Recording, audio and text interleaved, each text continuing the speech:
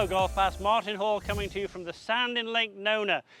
Not always easy to get out of the bunker, but I think if you understand a couple of things first, you will have a lot more success. Basic, yes. Essential, certainly.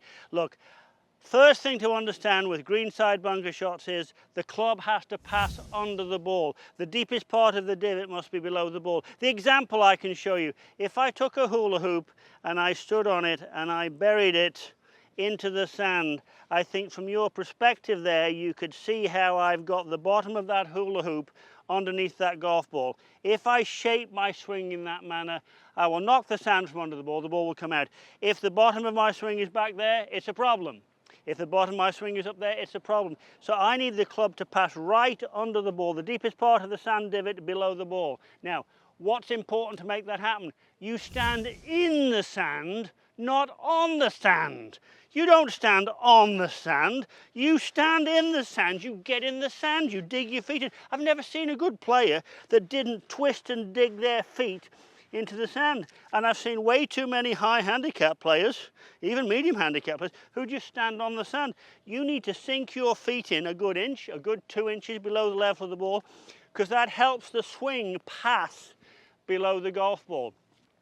Now that being said, I don't think you have to really think too much about where you hit the sand behind the ball. But I would say this, I don't think it makes any sense to me to set up with the club right by the golf ball. I want to set up with the club some amount behind the ball, and now I'm just going to think of splashing that sand under the ball. My visual is to take out a block, a brick of sand, something like that, and the lowest part of the divot below the ball. So here we go. I want to have the club pass under the ball. I need the visual of that hula hoop. I stand in the sand, not on the sand. Play the ball forwards a little bit, and I'm not going to put the club right next to the ball. Now that being said, I think pretty much you swing along your body lines and take enough swing to hit the ball the right distance, but you don't really alter your swing very much. So let's see what we've got now. Face is a bit open, so there's some bounce on it, but here we go. I'm standing in the sand, not on the sand. Here we go. Out it comes, down she goes, probably 3 or 4 feet left for my par or birdie or whatever it is. So you can see there, I took a good amount of sand, but this is the important bit. The deepest part of the divot directly below the ball. If I could leave you with just this image and you were to apply it, the deepest part of the divot where that red tape is, the deepest part of the divot must be below the golf ball. And that's why you have to stand in the sand, not on the sand. Don't underestimate the importance of digging your feet into the sand. It will make a vast difference to your bunker game, most likely. Today I'm going to show you how to hit a shot out of the sand trap when the pin is very close to you. So you don't have a lot of green to work with between you and the flag, but you want to hit your shot close. In this situation, we want to hit the ball extra super high. Now, there's a very easy change you can make to your grip in order to hit this shot. What we're looking for as the club is working through this shot is that the club face zips right underneath the ball and stays very open or pointed up at the sky during your swing. The grip that we're going to use to help us do that is called a butterfly grip. The reason it's called a butterfly grip is because it kind of looks like this when you put your hands on the club. So we're going to make that left hand, if you're a right-handed player, your left hand or your glove hand pretty strong. And so what that means is you're turning your hand away from the target on the grip. So now I can see maybe 1 or 2 of the knuckles on that glove hand when I look down. And then my right hand is going to be super weak, which means it's going to go on top of the grip facing the other way. So this right hand is twisted more toward the target versus away from the target. And so what this is going to do is it's going to help you really keep the club face open through this shot. And again, it's going to help you zip underneath the golf ball so you hit that nice high spinny shot that stops right near the flag. So if I do a few practice swings here, I've got that strong left hand grip and super weak right hand grip. I've also got my 58-degree wedge here just so everybody understands. We would use our highest lofted club for this shot. So I've got my left hand strong, my right hand super weak. I'm really feeling like I'm gonna zip the club right underneath the golf ball. This is a very wristy swing here. And then let's see if we can get one nice and close.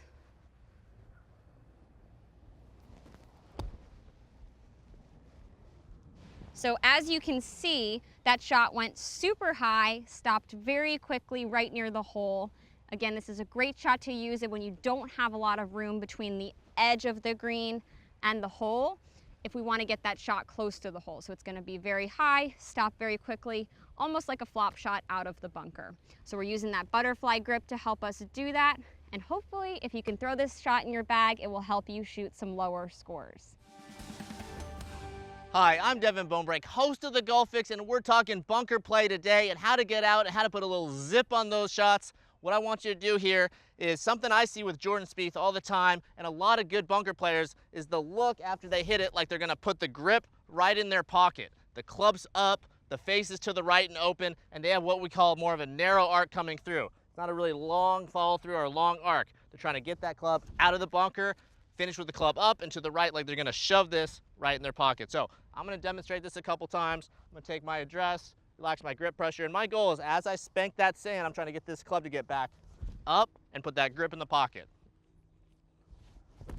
Kind of like that. So what you see with most players, the club doesn't finish way over here with the face turned over like you see for, a standard shot. You're gonna see the club at a lot of times finishing almost to the right. I'm gonna go ahead and try one here with the ball. Good setup. Imagining that grip's going in my pocket. And a lot of times the follow-through idea or the follow-through visual will affect everything that happens beforehand. So you can kind of work backwards here. So good setup. Trying to think about what Jordan Spieth would do here. Relax hands and arms. Put the grip in the pocket. Love that one. Come on, get in the hole. Do it for me one time. Felt absolutely phenomenal. So put the grip in the pocket. Let's give that one a shot. Understand that narrow arc coming through, solid finish, stick it in the pocket and get it closer to the hole in the bunker. Hey GolfPass, I'm Clay Ballard, and there's one thing that every single pro player does out of the bunker and almost no amateurs do. But what is that? It's have the face wide open when they address the sand. And I know what you're thinking right now. If I hear one more person tell me to open the face, I'm gonna lose my mind. What the heck gives? How are we actually supposed to do this? Well, there's one thing that most people are getting wrong when they try to open the face that makes it nearly impossible. I'll get to that in here in a second, but first let's talk about just how open the face should be. Well, when I set up to this, I want to have the face almost straight up and down. I mean, I have this at least 45 degrees open. So if I take my normal setup here with a square leading edge and I take my grip, I'm going to let go of my grip and I'm going to turn this face until it's at a 45-degree angle. That's how you know you have the right amount of loft on that face. Then I'm going to re-grip it in front of my body. Now from there, when I set up, it's going to look like it is so much more open than you've ever seen before. It's going to be a little bit scary at first, but don't worry about that. Here's the trick to it. You want to take a much larger swing than you think you should. And I know that's scary, but if you do it this way, it'll be hard for 10, 15, 20 swings, and then bunker shots will be easy for the rest of your life. If you sit up with it square, it'll be hard the rest of your life. So go ahead and bite the bullet and get it done with right now. So let's say this face wide open. The ball is going to be in the front of my stance, and here I'm going to hit this shot like I'm hitting about a 70 or 80 yard shot if I was swinging out of the fairway. So I'm really taking it nice and aggressive. I want to explode the sand. So it's swinging fast that's the difference. I actually hooked up one of my $20,000 launch monitors, threw it in a bunker, and measured the swing speed. A lot of my bunker shots I was swinging up to 70 miles an hour, which is almost a full swing for most players. So you really want to explode that sand. Now the last piece here is the harder I swing, the easier it gets because I can hit farther and farther behind the golf ball. You see, I can hit almost 6, 7 inches behind this golf ball. As long as I swing hard enough, the sand's coming out, the ball's coming out, everything's gonna be pretty daggone good. So again, open face, swing hard, and I can hit the sand anywhere back in here. As long as I swing hard enough, this is gonna be cake. There we go. Get the face wide open. Hey, what about that? I'm not gonna do much better than that one. Get the face wide open, swing way harder than you think. Bunker shots are easy. I'm James O, and we're gonna talk about the fried egg. All right, the dreaded fried egg. I see so many amateur golfers swing really hard at these, trying to get the ball out of the sand, and they never make it out. Here's the tips that'll really help you become a better fried egg player. And you should listen to me because I've hit a lot of them. So, the most important thing when you have a fried egg is that the club gets underneath the golf ball. So, when the club gets underneath the golf ball, we don't have to swing very hard. I like the stance, I like the ball position almost back in the stance a little bit, which helps promote the club get under the ball. I like the weight slightly forward, not a lot forward, slightly forward. Still a narrow stance, kind of less than shoulder width apart, so you can make a big turn. A lot of times I see wide stance, and it's really hard to turn a lot from there unless you're very mobile. So I'm going to go ball slightly back in your stance, weight ever so slightly forward, club head, and here's the big secret, leave the club in the sand.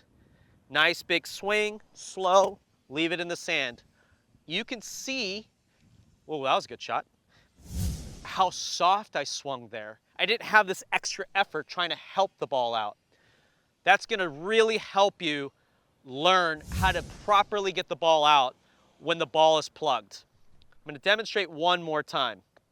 I'm going to go ball slightly back in my stance, weight forward, slow swing. Oh, that's even better.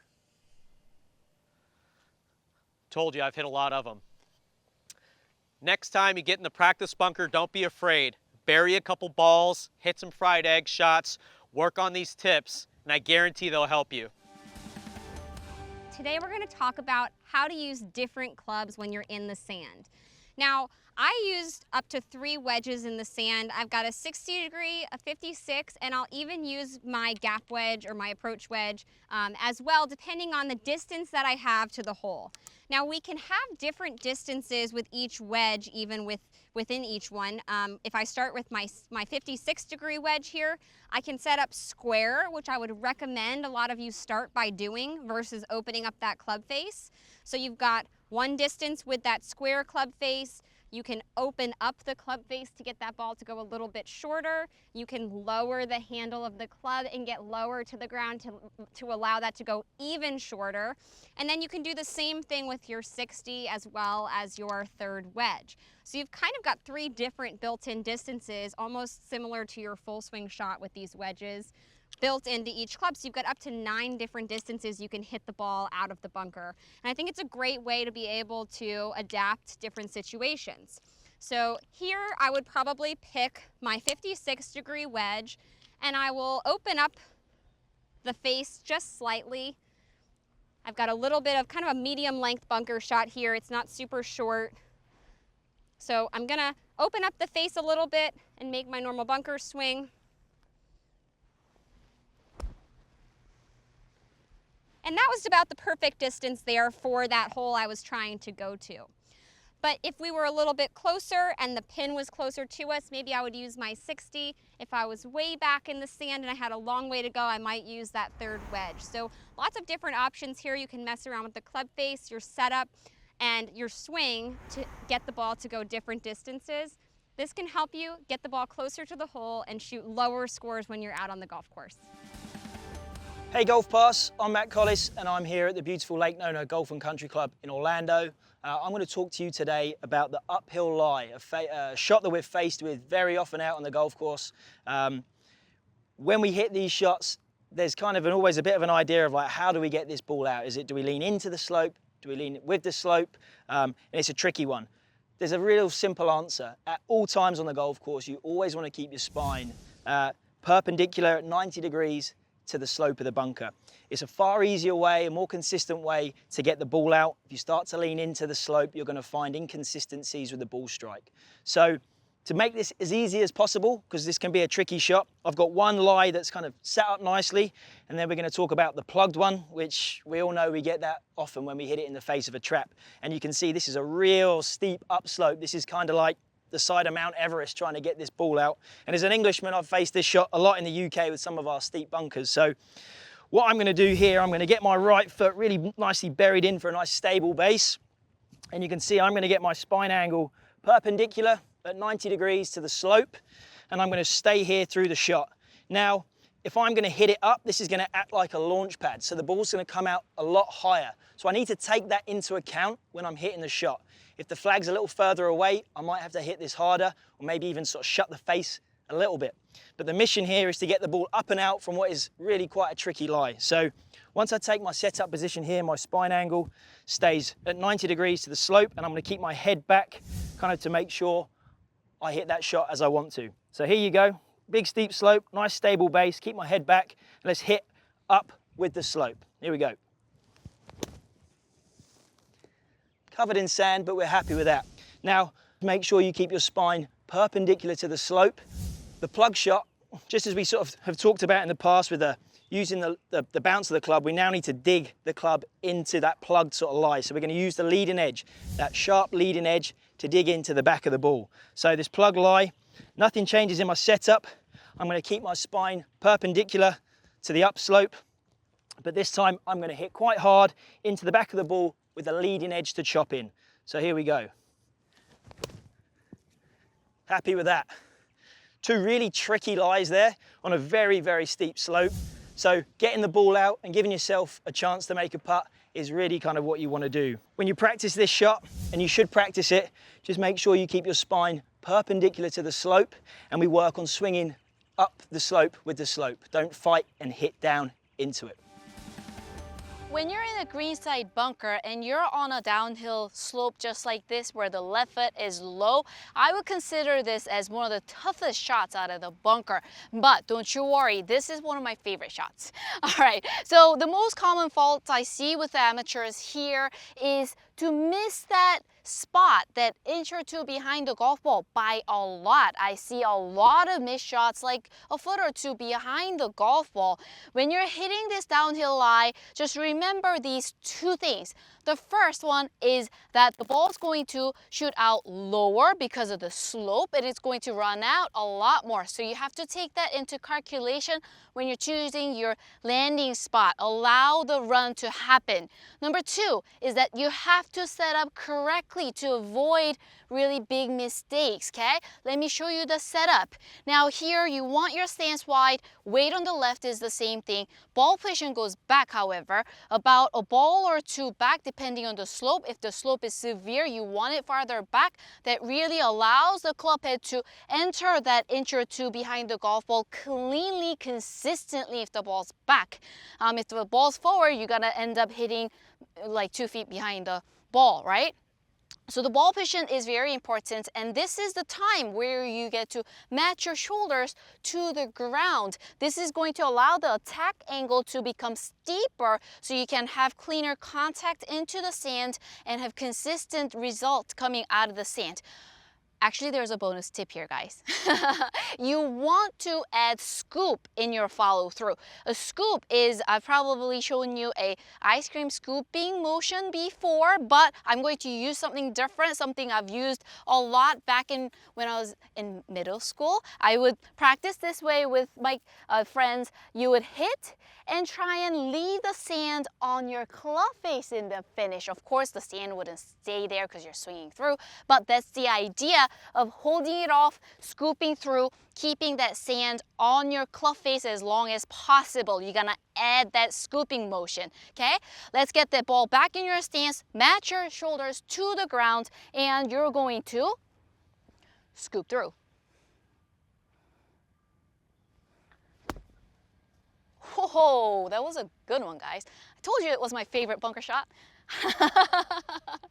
When you're on a downhill lie, remember these points I've shown you. Try it in the practice area if you can. You're going to love these shots.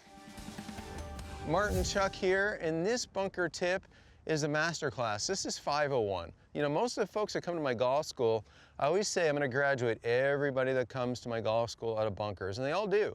They all get the basics: speed, loft, touch point control. We don't necessarily get into 501 because frankly most people are just content getting out, getting on, and two-putting and moving on. But this bunker lesson, I want you to understand some of the nuances, some of the things that the higher level bunker players do to give themselves better odds when the pin's up close, when they got a short-sighted bunker shot. It's really about a little bit more speed and a little bit more loft. So use your most lofted golf club. I've got my lob wedge here. When you settle into these shots, we're going to want to get our stance fairly wide, put our weight into our strong lead leg, and when doing so, the ball's forward, we have to go ahead and rotate the face and add some loft. So the keys to this, ball's forward, loft's added. When I take the club back, I'm looking into the face of the golf club, and you can see my lead wrist is cupped. This is very, very important that during the backswing, the last thing you want to do is take the loft off the golf club. We want to keep the loft on the golf club in the backswing. I can look into the face right here. That's a strong face. I'm not looking into it. That's a face I'm looking into. As I move this loft, touching the sand about an inch or two behind the golf ball with speed, I'm going to keep loft on the face on this side of the golf ball as well. So let's hit a little shot. Sometimes I'll give a couple of little practice swings, really feeling like I can keep that loft on the face. Hit this golf ball with a bit of speed. Let's see how we do here. And that's a nice high, soft shot that's got a steep landing angle.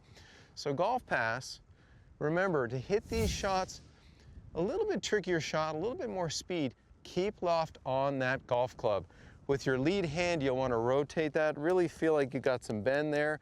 That way you can look into that loft. We can commit that loft to the sand with some speed.